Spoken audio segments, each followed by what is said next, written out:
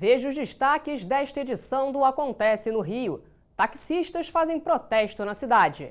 Olha, o acordo, na verdade, é de defender os taxistas que se legalizam na nossa cidade. Rio perde urbanista e ex-prefeito que deixou sua marca em importantes projetos na cidade. Arquitetos debatem implantação do VLT na Zona Sul. Em instantes. Olá! Taxistas protestam contra o Uber e ocupam o aterro do Flamengo. O secretário municipal de transportes promete fiscalizar os motoristas que prestam o serviço oferecido pelo aplicativo. A pista do aterro do Flamengo em direção ao centro se transformou em um estacionamento de táxis. Desde o início da manhã, os carros chegavam de vários pontos da cidade. Por determinação da prefeitura, as 4 faixas foram fechadas para o trânsito. A previsão de um caos nas ruas da Zona Sul não se confirmou. Com o protesto, o que se viu foram pistas livres em diversos bairros. No aeroporto Santos Dumont, longas filas se formaram durante toda a manhã. O tradicional serviço de táxis não funcionou devido à paralisação da categoria.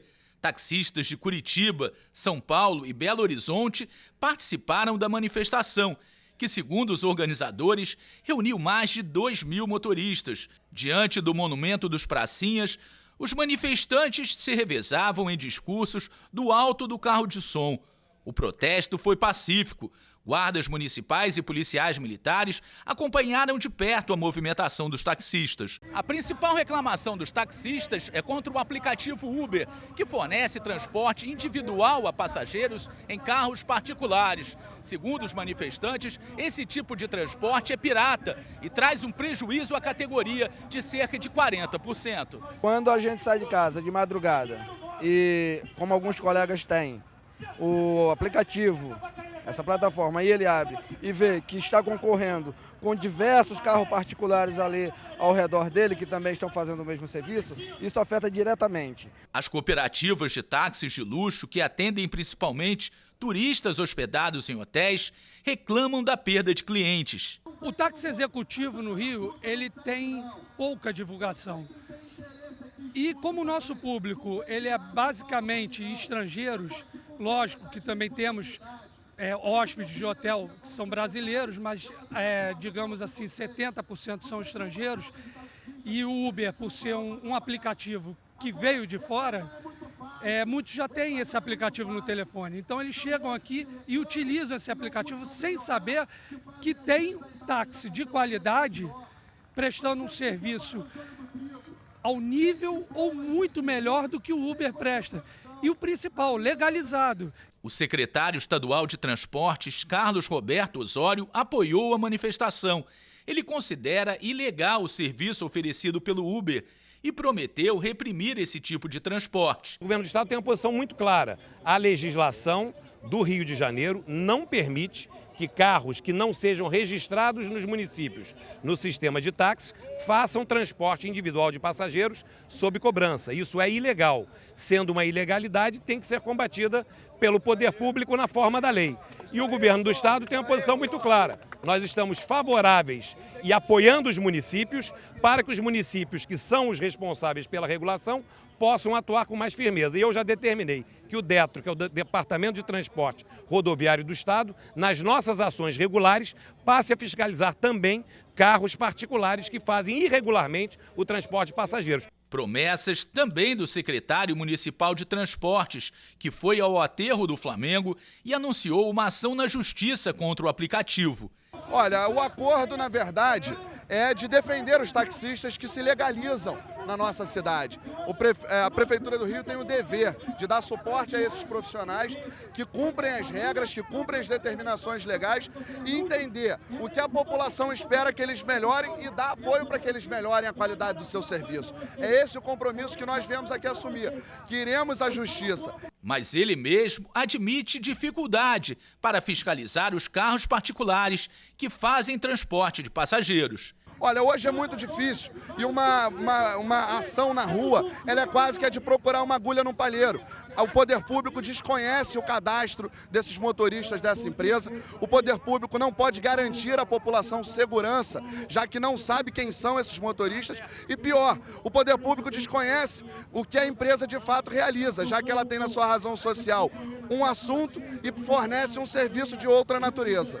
A liderança do movimento dos taxistas também já procurou a Câmara de Vereadores do Rio para tentar barrar os serviços do Uber. Tivemos uma reunião com o prefeito, com o presidente da Câmara dos Vereadores, que se comprometeram em criar dispositivos legais ao combate dessas irregularidades na cidade do Rio de Janeiro. O Uber defende que os usuários tenham o direito de escolher o meio de transporte que o aplicativo gera renda para famílias e oferece opções de mobilidade urbana. O ex-prefeito Luiz Paulo Conde deixou um importante legado para a cidade em projetos como Favela Bairro e Linha Amarela. Políticos e arquitetos ressaltaram o trabalho do urbanista que lutava contra um câncer.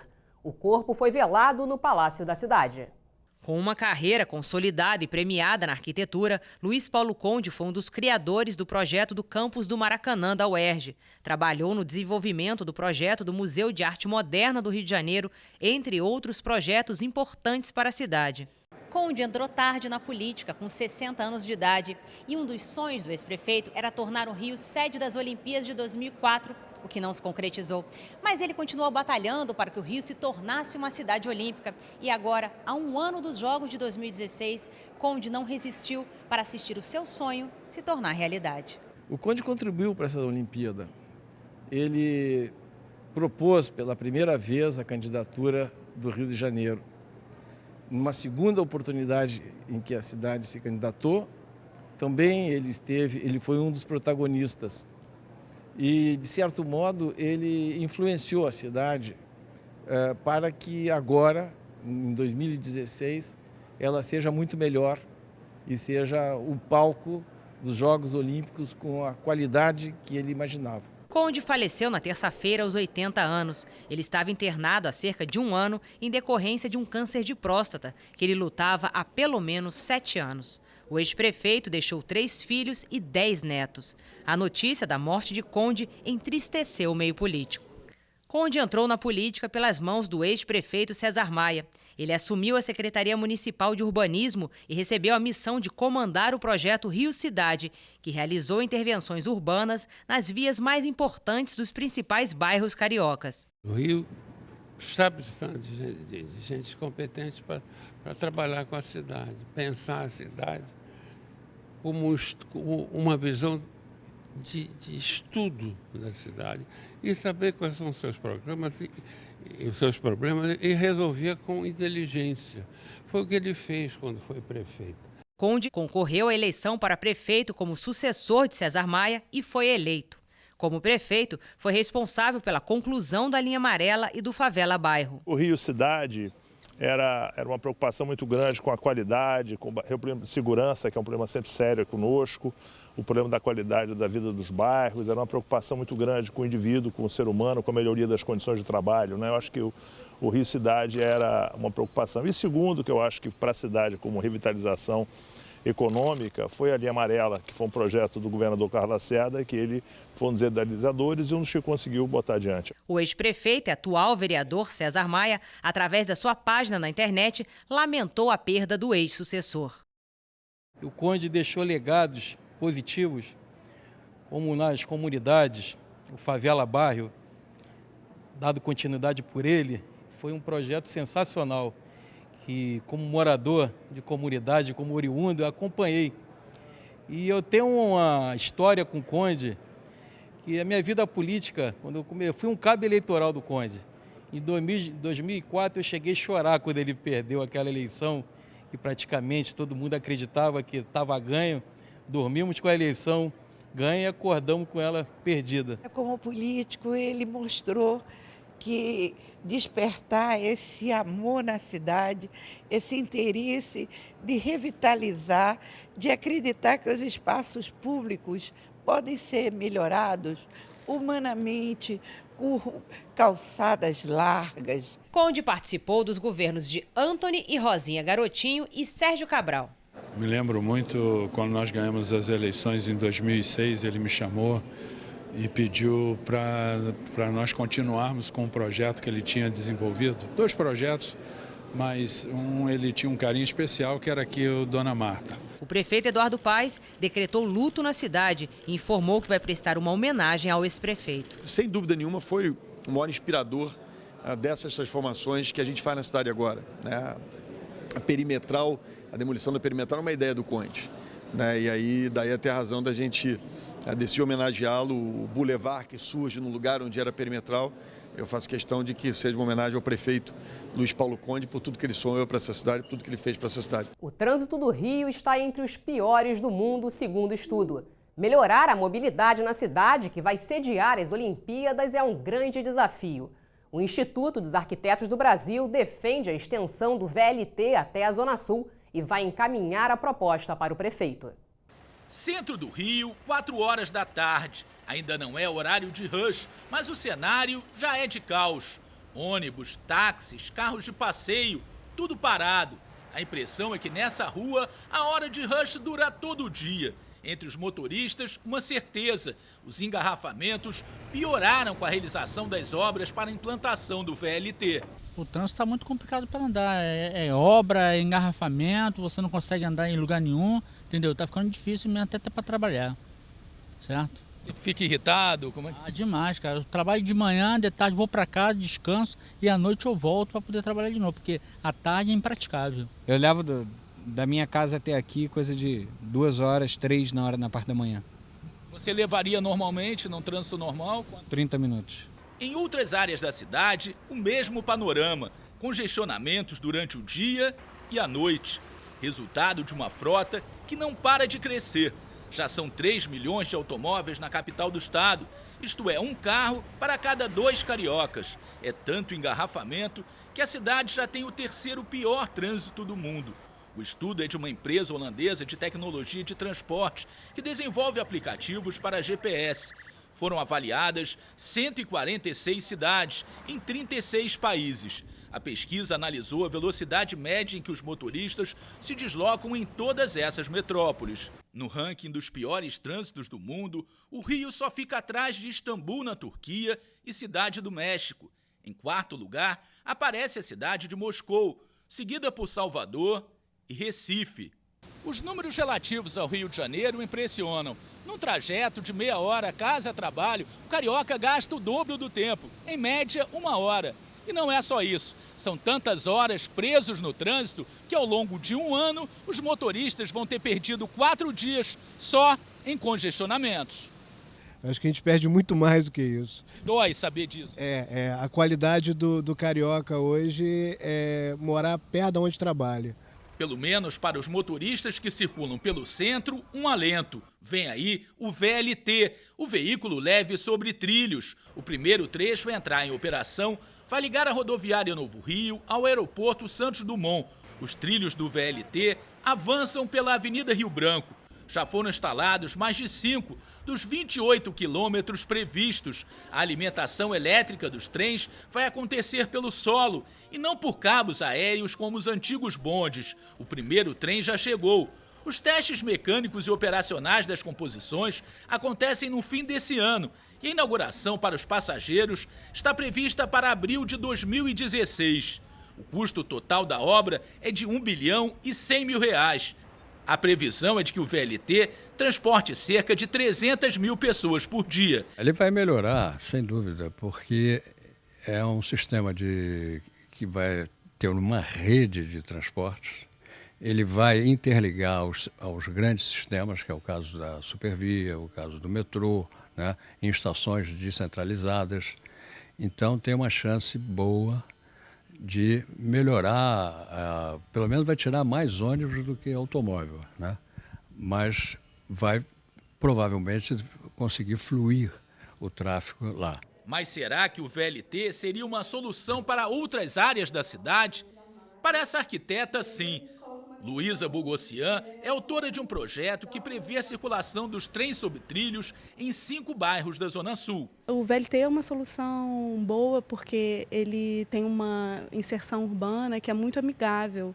A gente consegue, com suas dimensões, permitem que a gente consiga uma boa capacidade de transporte de pessoas e também permite com que a gente reveja o desenho do espaço público, aumentando calçadas e propiciando uma melhor qualidade das ruas. Luísa defende menos carros nas ruas e o fim do conceito que privilegia os automóveis. A gente tem um desenho de rua hoje em dia que favorece muito as altas velocidades, os transportes motorizados, né, o carro, o ônibus, e eu acho que a gente tem que repensar um pouco de que maneira o espaço público é compartilhado e que tipo de que divisão a gente está falando desse espaço público, pensando sempre na prioridade do pedestre, de modos não motorizados.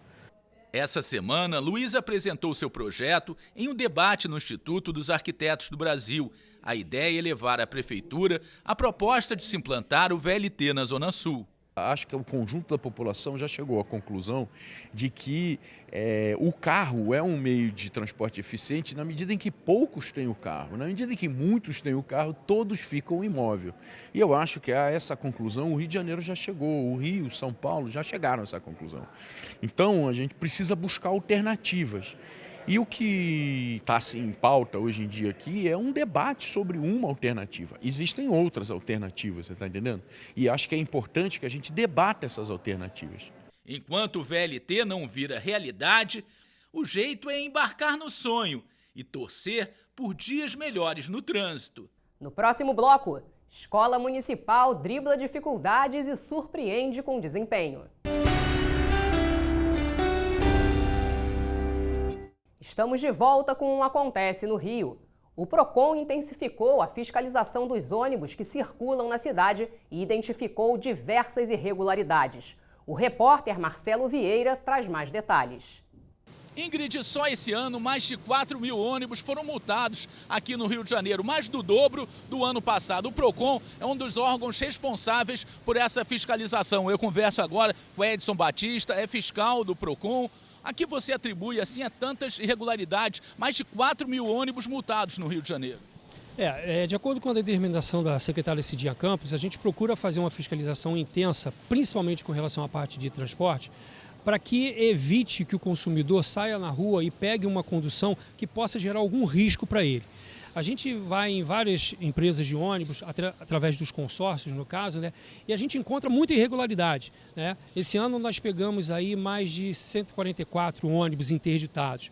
O que acontece, Marcelo, é que quando a gente entra na garagem de algumas empresas, o ônibus que já poderia ter sido vistoriado pela própria empresa antes de sair, o próprio fiscal acaba fazendo essa vistoria, e o curioso é que em algumas delas, se a gente tivesse que fiscalizar, talvez colocássemos dentro da empresa, deixássemos dentro da empresa interditado, talvez todos os ônibus.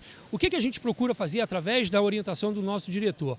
A gente pede com que o funcionário da empresa leve o ônibus para a garagem mediante a conclusão do serviço e, posteriormente, a gente libera a saída desse ônibus para que não seja penalizado o consumidor que está na rua aguardando o ônibus para seu trabalho ou passeio, alguma coisa assim. Você falou aí em mais de 100 ônibus impedidos de circular no Rio de Janeiro, né? Nessas fiscalizações, esse número é mais ou menos 5 vezes maior do que o do ano passado. Por que isso? Quer dizer, vocês estão trabalhando mais, está havendo mais fiscalização ou as irregularidades estão maiores nas empresas? Pode ser que as irregularidades estejam até um pouco maior. Apesar de que, como eu falei, de acordo com determinação da nossa secretaria, a gente está buscando bastante intensificar esse número devido a várias reclamações que a gente tem, acidentes que a gente vê na mídia aí. Então a gente está procurando fazer com que esses ônibus circulem de uma maneira um pouco mais acessível para que seja dentro das irregularidades, que é extintor de incêndio vencido, documentação atrasada, bancos soltos, elevador de cadeirante que não funciona, às vezes, ou eu posso dizer muitas das vezes, o próprio motorista não sabe nem como funciona o aparelho. O fiscal, às vezes, para fazer o teste, ele sobe, pega o aparelho e faz o teste do elevador para ver se ele vai funcionar ou não. Vocês trabalham mais por denúncias? Como é que acontece essa fiscalização do PROCON?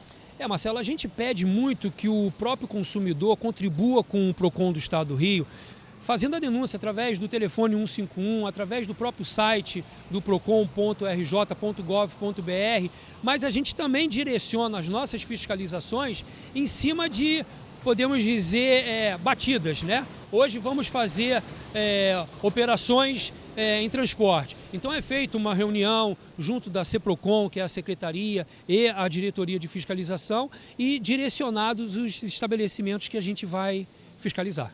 Ok. Obrigado, então, pela entrevista. Ingrid, voltamos com você. Uma escola pública em área de conflito mostra que é possível vencer as dificuldades e oferecer um ensino de qualidade. A repórter Gabi de Saboia vai mostrar como um colégio municipal em Santíssimo, na Zona Oeste, conseguiu um excelente resultado no índice que mede a educação no Rio. A educação do Rio tem motivos para comemorar. O Índice de Desenvolvimento da Educação do Rio de Janeiro, o ID-Rio de 2014, alcançou a meta de 5,0, um crescimento de mais de 11% em relação ao ano passado. Mas essa comemoração tem ressalvas. Do total de 1.026 escolas do município, somente 311 atingiram as metas. As escolas que bateram a meta estabelecida pela Prefeitura vão receber um prêmio de desempenho que corresponde ao 14º salário. A Prova Rio, criada em 2009, é uma avaliação externa com testes de português e matemática. A avaliação mede a cada ano a evolução da aprendizagem dos alunos e o desempenho das escolas da Prefeitura. A grande novidade desse ano foi essa escola aqui em Santíssimo, que passou do índice 6,1, que já era acima da média, para 8,5. Mas para os alunos e a direção aqui da escola, esse resultado não foi uma surpresa. A gente só está preocupado com o desempenho dos nossos alunos, em melhorar o desempenho da escola, né? E a gente, graças a Deus, tem conseguido. Ano a ano, a gente veio melhorando, a gente veio subindo os índices e chegamos até aqui. Aqui na Escola Municipal Tenente Góes Monteiro, os alunos têm espaço para perguntar sobre qualquer assunto. Tia, o que é um asteroide? As notícias que estão nos jornais também são debatidas em sala de aula. Mas é claro, cada aluno tem a sua preferência. Qual matéria que você mais gosta? Matemática. O que você mais gosta de matemática? As contas. Davi não é o primeiro premiado da família. O irmão, que também estudou aqui, foi premiado no ano passado na Olimpíada Brasileira de Matemática. Legal, porque nunca ninguém tinha ganhado isso da nossa família. Para a diretora, que está há 4 anos no cargo, o primeiro lugar na pesquisa é fruto do trabalho de uma equipe integrada e de planejamento. Foi fundamental o reforço no contraturno, com essas crianças que apresentavam um desempenho mais fraco. Eles tinham mais dificuldade e eles vinham no contraturno, ou seja, o aluno da manhã ele ficava à tarde na escola com a coordenadora pedagógica 3 dias na semana e os da tarde vinham mais cedo de manhã. Então eles ficavam com ela, reforçando, fazendo produção de texto, interpretação de texto. Então o que acontece? Eles foram melhorando. Aqui as crianças são tratadas como gente grande. Por isso a prestação de contas está na parede da escola. À medida que a gente presta contas à comunidade de toda a utilização da verba que a gente recebe, das verbas públicas, verbas municipais, verbas federais, a gente está dando uma satisfação à sociedade de onde a gente está investindo. Essa transparência está também na forma de lidar com os conflitos externos da região, que é cercada por comunidades. A violência muitas vezes tira das salas de aula parte dos 315 alunos da escola. Hoje, por exemplo, é um dia que está um pouco difícil. Vieram poucos alunos à escola, como vocês viram, né? E nós não damos falta nesse dia normalmente. Nós fazemos atividades geralmente de reforço. Não damos matéria nova nesses dias, que é para a criança não ser prejudicada. E o Acontece no Rio fica por aqui. Você pode rever este e outros programas no site da Câmara. Acesse câmara.rj.gov.br. Até a próxima!